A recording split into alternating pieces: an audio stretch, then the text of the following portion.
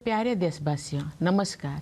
देश और विदेश में रहने वाले हम भारत के लोग उत्साह के साथ गणतंत्र दिवस का उत्सव मनाने जा रहे हैं। मैं आप सभी को गणतंत्र दिवस के राष्ट्रीय पर्व की हार्दिक बधाई देती हूँ। गणतंत्र दिवस का पावन पर्व हमारे अतीत, वर्तमान और भविष्य में देश की दशा और दिशा का अवलोकन करने का अवसर होता है। स्वाधीनता संग्राम के बल पर 15 अगस्त 1947 के दिन से हमारे देश की दशा बदली। भारत स्वाधीन हुआ। हम अपनी राष्ट्रीय नियति की निर्माता बने। 26 जनवरी 1950 के दिन से हम अपने गणतंत्र को संवैधानिक आदर्श के दिशा में आगे बढ़ा रहे हैं। उसी दिन हमने अपने संविधान को पूरी तरह से लागू किया। लोकतंत्र की जननी भारत भूमि उपनिवेश के विधि विधान से मुक्त हुई और हमारा लोकतंत्रात्मक गणराज्य अस्तित्व में आया। हमारा संविधान विश्व इतिहास में आज तक के सबसे बड़े गणराज्यों का आधार ग्रंथ है। हमारे संविधान में निहित न्याय, स्वतंत्रता, समता और बंधुत्व के आदर्श हमारे गणतंत्र को परिभाषित करते हैं। संविधान निर्माताओं ने राष्ट्रीयता की भावना तथा देश की एकता को संवैधानिक प्रावधानों का सुदृढ़ आधार प्रदान किया है। लौह पुरुष सरदार वल्लभ भाई पटेल ने हमारे राष्ट्र का एकीकरण किया। पिछले वर्ष 31 अक्टूबर को कृतज्ञ देशवासियों ने उत्साहपूर्वक उनकी 150वीं जयंती मनाई। उनकी 150वीं जयंती के पावन अवसर से जुड़े स्मरण उत्सव मनाए जा रहे हैं। ये उत्सव देशवासियों में राष्ट्रीय एकता तथा गौरव की भावना को मजबूत बनाते हैं। उत्तर से लेकर दक्षिण तक तथा पूर्व से लेकर पश्चिम तक हमारी प्राचीन सांस्कृतिक एकता का ताना बाना हमारे पूर्वजों ने बुना था। राष्ट्रीय एकता के स्वरूपों को जीवंत बनाए रखने का प्रत्येक प्रयास अत्यंत सराहनीय है। पिछले वर्ष 7 नवंबर से हमारे राष्ट्रीय गीत वंदे मातरम की रचना के 150 वर्ष संपन्न होने के उत्सव भी मनाया जा रहा है। भारत माता के दैवी स्वरूप की वंदना का ये गीत जनमन में राष्ट्र प्रेम का संचार करता है। राष्ट्रीयता के महाकवि सुब्रमण्य भारती ने तमिल भाषा में वंदे मातरम येनवम अर्थात हम वंदे मातरम बोले इस गीत की रचना करके वंदे मातरम की भावना को और भी व्यापक स्तर पर जनमानस के साथ जोड़ा। अन्य भारतीय भाषाओं में भी इस गीत के अनुवाद लोकप्रिय हुए। श्री अरविंदो ने वंदे मातरम का अंग्रेजी अनुवाद किया। ऋषितुल्य बंकिम चंद्र चट्टोपाध्याय द्वारा रचित वंदे मातरम हमारे राष्ट्र वंदना का स्वर है। आज से 2 दिन पहले यानी 23 जनवरी को देशवासियों ने नेताजी सुभाष चंद्र बोस की जयंती के दिन उन्हें सादर श्रद्धांजलि अर्पित की। वर्ष 2021 से नेताजी की जयंती को पराक्रम दिवस के रूप में मनाया जाता है ताकि देशवासी विशेषकर युवा उनकी अदम्य देशभक्ति से प्रेरणा प्राप्त करें। नेताजी सुभाष चंद्र बोस का नारा जय हिंद हमारे राष्ट्र गौरव का उद्घोष है।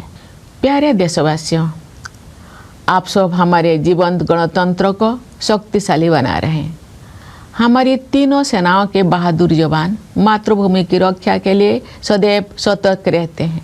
हमारे कर्तव्यनिष्ठ पुलिसकर्मी तथा केंद्रीय सशस्त्र पुलिस बलों के जवान देशवासियों की आंतरिक सुरक्षा के लिए तत्पर रहते हैं। हमारे अन्नदाता किसान देशवासियों के लिए पोषण सामग्री उत्पन्न करते हैं। हमारे देश की कर्मठ और प्रतिभाशाली महिलाएं अनेक क्षेत्रों में नई प्रतिमान स्थापित कर रहे हैं। हमारे सेवाधर्मी डॉक्टर, नर्स और सभी स्वास्थ्यकर्मी देशवासियों के स्वास्थ्य की देखभाल करते हैं। हमारे निष्ठावान सफाई मित्र देश को स्वच्छ रखने में प्रमुख भूमिका निभाते हैं। हमारे प्रबुद्ध शिक्षक भावी पीढ़ियों का निर्माण करते हैं। हमारे विश्व स्तरीय वैज्ञानिक और इंजीनियर देश के विकास को नई दिशाएं देते हैं। हमारे मेहनती श्रमिक भाई बहन राष्ट्र का नवनिर्माण करते हैं। हमारे होनहार युवा और बच्चे अपनी प्रतिभा और योगदान से देश के स्वर्णिम भविष्य के प्रति हमारा विश्वास मजबूत करते हैं। हमारे प्रतिभाशाली कलाकार, शिल्पकार और साहित्यकार हमारी समृद्ध परंपराओं को आधुनिक अभिव्यक्ति दे रहे हैं। अनेक क्षेत्र के विशेषज्ञ देश के बहुआयामी विकास को दिशा दे रहे हैं। हमारे ऊर्जावान उद्यमी देश को विकसित और आत्मनिर्भर बनाने में अपना योगदान दे रहे हैं। निस्वार्थ भाव से समाज की सेवा करने वाले व्यक्ति और संस्थान अनगिनत लोगों के जीवन में प्रकाश का संचार कर रहे हैं।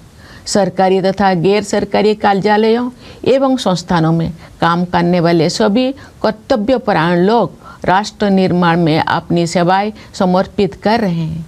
जन सेवा के लिए प्रतिबद्ध जनप्रतिनिधि देशवासियों की आकांक्षाओं के अनुरूप कल्याण एवं विकास के लक्ष्यों को प्राप्त कर रहे हैं। इस प्रकार सभी जागरूक एवं संवेदनशील नागरिक हमारे गणतंत्र की प्रगति यात्रा को आगे बढ़ा रहे हैं। हमारे गणतंत्र को सशक्त बनाने के प्रयासों में कार्यरत सभी देशवासियों की मैं हृदय से सराहना करती हूँ। प्रवासी भारतीयों हमारे गणतंत्र की छवि को विश्व पटल पर गौरव प्रदान करते हैं। मैं उनकी विशेष सराहना करती हूँ। प्यारे देशवासियों, आज के दिन यानी 25 जनवरी को हमारे देश में राष्ट्रीय मतदाता दिवस मनाया जाता है। जनप्रतिनिधियों के निर्वाचन के लिए हमारे वयस्क नागरिक उत्साहपूर्वक मतदान करते हैं। बाबा साहेब डॉक्टर भीमराव अंबेडकर मानते थे कि मताधिकार के प्रयोग से राजनैतिक शिक्षा सुनिश्चित होती है। हमारे मतदाता बाबा साहेब की सोच के अनुरूप अपनी राजनैतिक जागरूकता का परिचय दे रहे हैं। मतदान में महिलाओं की बढ़ती हुई भागीदारी हमारे गणतंत्र का एक शक्तिशाली आयाम है। महिलाओं का सक्रिय और समर्थ होना देश के विकास के लिए अत्यंत महत्वपूर्ण है। उनके स्वास्थ्य, शिक्षा, सुरक्षा और आर्थिक सशक्तिकरण हेतु किए जा रहे राष्ट्रीय प्रयासों से अनेक क्षेत्रों में महिलाओं की भागीदारी बढ़ी है। बेटी बचाओ बेटी पढ़ाओ अभियान से बेटियों की शिक्षा को प्रोत्साहन मिला है। प्रधानमंत्री जन धन योजना के तहत अब तक 57 करोड़ से अधिक बैंक खाते खोले जा चुके हैं। इनमें महिलाओं के खाते लगभग 56% है। हमारी बहनें और बेटियां परंपरागत रूढ़ियों को तोड़कर आगे बढ़ रही हैं। महिलाएं देश के समग्र विकास में सक्रिय योगदान दे रही है। 10 करोड़ से अधिक सेल्फ हेल्प ग्रुप से जुड़े बहनें विकास की नई परिभाषा लिख रही हैं। महिलाएं खेत खलिहानों से लेकर अंतरिक्ष तक, स्वरोजगार से लेकर सेनाओं तक अपनी प्रभावी पहचान बना रहे हैं। खेल कूद के क्षेत्र में हमारी बेटियों ने विश्व स्तर पर नए प्रतिमान स्थापित किए हैं। पिछले वर्ष नवंबर में भारत की बेटियों ने ICC women's cricket world cup और उसके बाद blind women's T20 world cup जीतकर स्वर्णिम इतिहास रचा है। पिछले ही वर्ष चेस वर्ल्ड कप का फाइनल मैच भारत की ही 2 बेटियों के बीच खेला गया। ये उदाहरण खेल जगत में हमारी बेटियों के वर्चस्व का प्रमाण है। ऐसी बेटियों पर देशवासियों को गर्व है। पंचायती राज संस्थाओं में महिला जन प्रतिनिधियों की संख्या लगभग 40% है। महिलाओं के राजनैतिक सशक्तिकरण को नई ऊंचाई देने वाले नारी शक्ति बंधन अधिनियम से महिलाओं के नेतृत्व द्वारा विकास की सोच को अभूतपूर्व शक्ति मिलेगी। विकसित भारत के निर्माण में नारी शक्ति की भूमिका महत्वपूर्ण रहेगी। उनके बढ़ते हुए योगदान से हमारा देश महिला पुरुष समानता पर आधारित समावेशी गणतंत्र का उदाहरण प्रस्तुत करेगा। समावेशी सोच के साथ वंचित वर्गों के कल्याण और विकास के लिए अनेक योजनाओं को कार्यरूप दिया जा रहा है। पिछले वर्ष 15 नवंबर को देशवासियों ने धरती आबा भगवान बिरसा मुंडा की जयंती के दिन 5वां जनजातीय गौरव दिवस मनाया तथा भगवान बिरसा मुंडा की 150वीं जयंती के उपलक्ष्य में मनाए गए उत्सव संपन्न हुए। आदि कर्मयोगी अभियान के माध्यम से जनजातीय समुदाय के लोगों में नेतृत्व क्षमता को निखारा गया। विगत वर्षों में सरकार ने जनजातीय समाज के गौरवशाली इतिहास से देशवासियों का परिचय कराने के लिए संग्रहालय के निर्माण सहित अनेक कदम उठाए। उनके कल्याण और विकास को प्राथमिकता दी गई है। राष्ट्रीय सिकल सेल एनीमिया उन्मूलन मिशन के तहत अब तक 6 करोड़ से अधिक स्क्रीनिंग की जा चुकी है। एकलव्य मॉडल रेसिडेंशियल स्कूलों में लगभग 1,40,000 विद्यार्थी शिक्षा प्राप्त कर रहे हैं तथा अनेक विद्यार्थी ने प्रतियोगी परीक्षाओं में उत्कृष्ट प्रदर्शन किया है। स्वास्थ्य और शिक्षा के ऐसे अभियान जनजातीय समुदाय की विरासत और विकास का समन्वय कर रहे हैं। धत्या व जनजातीय ग्राम उत्कर्ष अभियान तथा पीएम जनमन योजना के द्वारा पीपीटीजी समुदाय सहित सभी जनजातीय समुदाय का सशक्तिकरण हुआ है। हमारे अन्नदाता किसान हमारे समाज के तथा अर्थव्यवस्था के मेरुदंड है। किसानों के परिश्रमी पीढ़ियों ने हमारे देश को खाद्यान्नों में आत्मनिर्भर बनाया है। किसानों के परिश्रम के बल पर ही हम कृषि आधारित उत्पादों का निर्यात कर पा रहे हैं। अनेक किसानों में सफलता के अत्यंत प्रभावशाली उदाहरण प्रस्तुत किए हैं। किसान भाई बहनों को अपने उत्पादों का उचित मूल्य मिले, रियायती ब्याज पर ऋण मिले, प्रभावी बीमा सुरक्षा मिले, खेती के लिए अच्छे बीज मिले, सिंचाई की सुविधाएं मिले, अधिक उत्पादन के लिए उर्वरक उपलब्ध हो, उन्हें आधुनिक कृषि पद्धतियों से जोड़ा जाए तथा जैविक खेती को बढ़ावा दिया जाए। इन सभी विषयों को प्राथमिकता दी जा रही है। पीएम किसान सम्मान निधि के द्वारा किसान भाई बहनों के योगदान को आदर दिया जा रहा है तथा उनके प्रयासों को संबल प्रदान किया जा रहा है। दशकों से गरीबी के साथ जूझ रहे करोड़ों देशवासियों को गरीबी की सीमा रेखा से ऊपर लाया गया है। साथ ही ऐसे प्रयास किए जा रहे हैं कि वे पुनः गरीबी से पीड़ित ना होने पाए। अंत्योदय की संवेदना को कार्य रूप देने वाले विश्व की सबसे बड़ी योजना पीएम गरीब कल्याण अन्न योजना इस सोच पर आधारित है कि 140 करोड़ से अधिक आबादी वाले हमारे देश में कोई भी भूखा ना रहे। इस योजना से लगभग 81 करोड़ लाभार्थियों को सहायता मिल रही है। गरीब परिवारों के लिए बिजली, पानी तथा शौचालय की सुविधा से युक्त 4 करोड़ से अधिक पक्के घरों का निर्माण करके उन्हें गरिमापूर्ण जीवन जीने तथा आगे बढ़ने का आधार प्रदान किया गया है। गरीबों के कल्याण के हित में किए गए ऐसे प्रयास महात्मा गांधी के सर्वोदय के आदर्श को कार्य रूप देते हैं। विश्व की सबसे बड़ी युवा आबादी हमारे देश में है। गर्व की बात है कि हमारे युवाओं में असीम प्रतिभा है। हमारे युवा उद्यमी, खिलाड़ी, वैज्ञानिक और प्रोफेशनल्स देश में नई ऊर्जा का संचार कर रहे हैं तथा विश्व स्तर पर अपनी पहचान बना रहे हैं। आज बड़ी संख्या में हमारे युवा स्वरोजगार की सफलता के प्रभावशाली उदाहरण प्रस्तुत कर रहे हैं। हमारे युवा ही हमारे राष्ट्र की विकास यात्रा के ध्वजवाहक है। मेरा युवा भारत या माई भारत टेक्नोलॉजी की सहायता से संचालित एक अनुभव आधारित शिक्षा व्यवस्था है। ये युवाओं को नेतृत्व और कौशल विकास सहित कई क्षेत्र में उपलब्ध अवसरों के साथ जोड़ती है। हमारे देश में स्टार्टअप की प्रभावशाली सफलता का प्रमुख श्रेय हमारे युवा उद्यमियों को जाता है। युवा पीढ़ी की आकांक्षाओं पर केंद्रित नीतियों और कार्यक्रम के बल पर देश के विकास को गति मिलेगी। मुझे विश्वास है कि वर्ष 2047 तक विकसित भारत के निर्माण में युवा शक्ति की प्रमुख भूमिका रहेगी।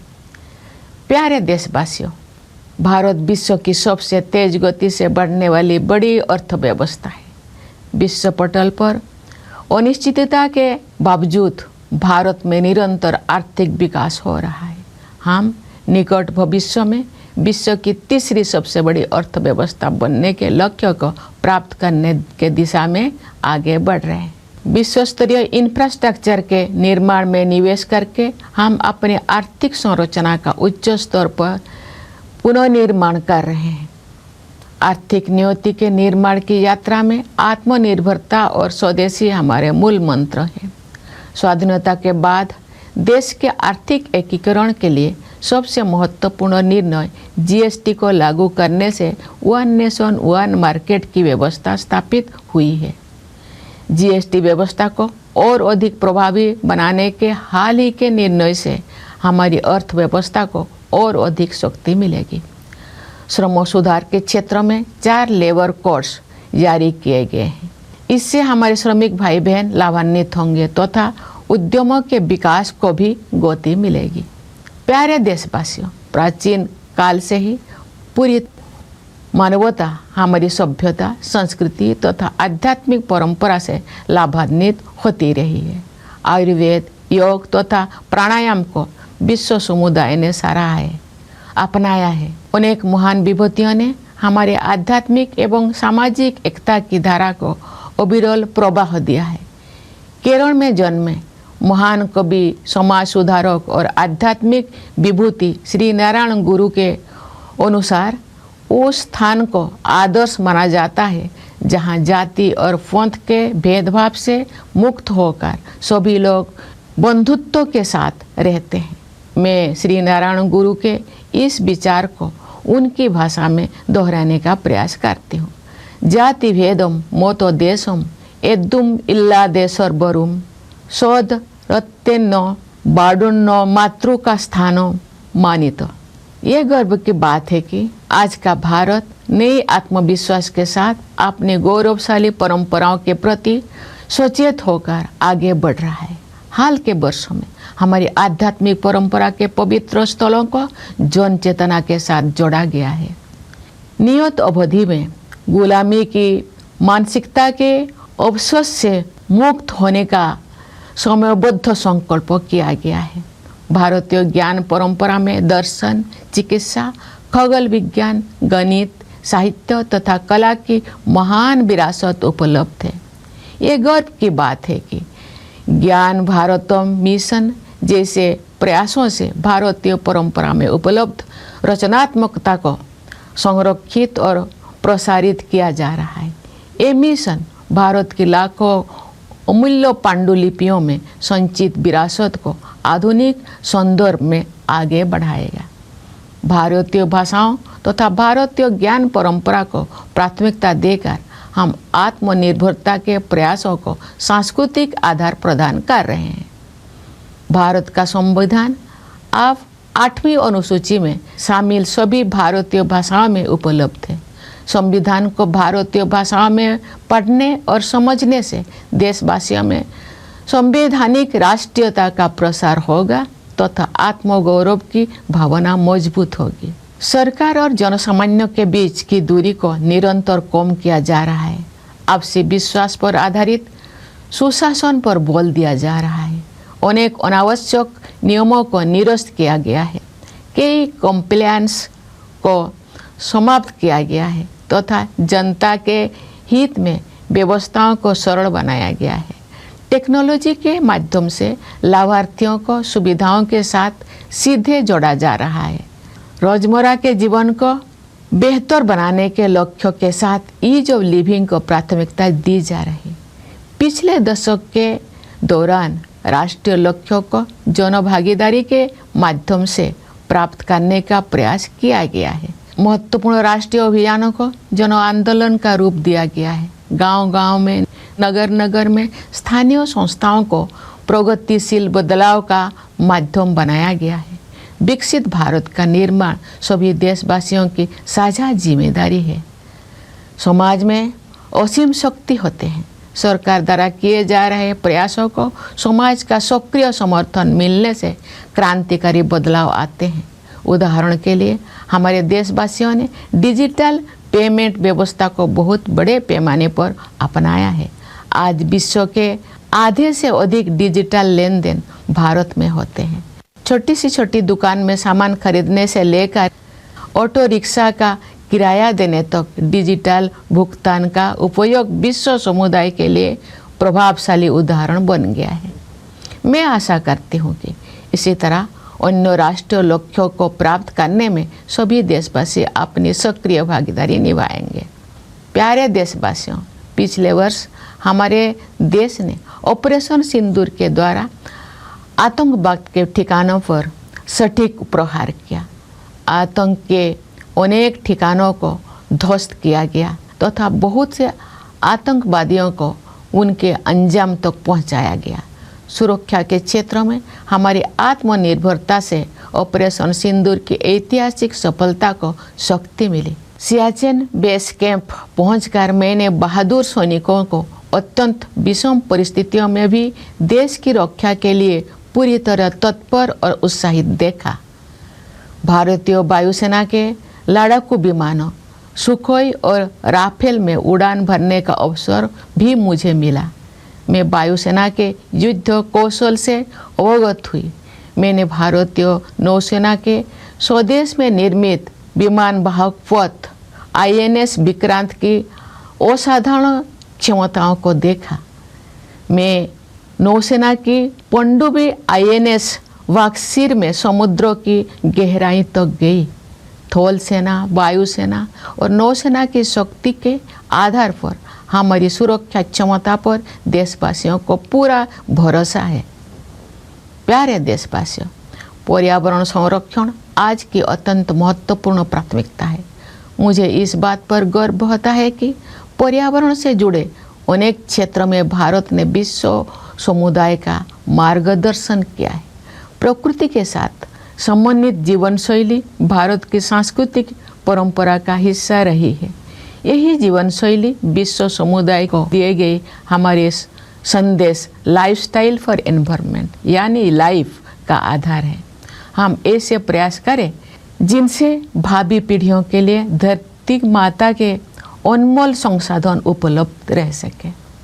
हमारी परंपरा में समस्त सृष्टि में शांति के बने रहने की प्रार्थना की जाती रही है।